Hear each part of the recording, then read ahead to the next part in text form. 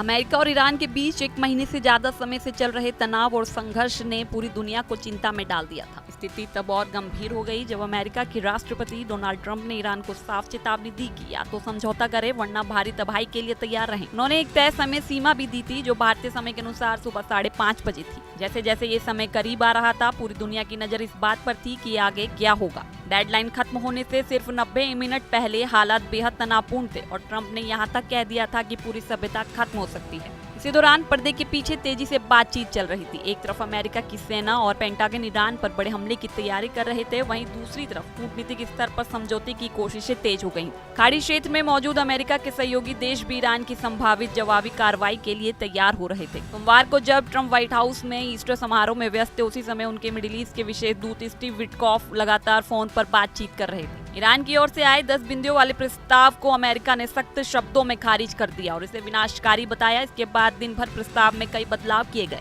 इस पूरी प्रक्रिया में पाकिस्तान ने मध्यस्थ की अहम भूमिका निभाई और दोनों देशों के बीच प्रस्तावों का आदान प्रदान करवाया। मिस्र और तुर्की ने भी मतभेद कम करने की कोशिश की। आखिरकार देर रात एक नया प्रस्ताव तैयार हुआ जिसमें 2 हफ्ते के युद्ध विराम की बात शामिल थी और इसे अमेरिका की मंजूरी भी मिल गई। अब सबसे बड़ा फैसला ईरान के नए सुप्रीम लीडर मुस्तफा खामेनाई के हाथ में था। रिपोर्ट्स के मुताबिक वे इस पूरी प्रक्रिया में सक्रिय रूप से शामिल थे और उनके इशारे के बिना कोई फैसला संभव नहीं था। उन्होंने अपने वार्ताकारों को समझौते की दिशा में आगे बढ़ने की अनुमति दी, जिसे एक बड़ी प्रगति माना गया। ईरान के विदेश मंत्री अब्बास अराघची ने भी इस समझौते में महत्वपूर्ण भूमिका निभाई। उन्होंने न सिर्फ अमेरिका के साथ बातचीत को संभाला, बल्कि ईरान के रिवोल्यूशनरी गार्ड्स के कमांडरों को भी इस समझौते के लिए राजी किया। इस दौरान चीन ने भी ईरान को तनाव कम करने की सलाह दी, लेकिन अंतिम निर्णय मुस्तफा खामेनाई का ही था।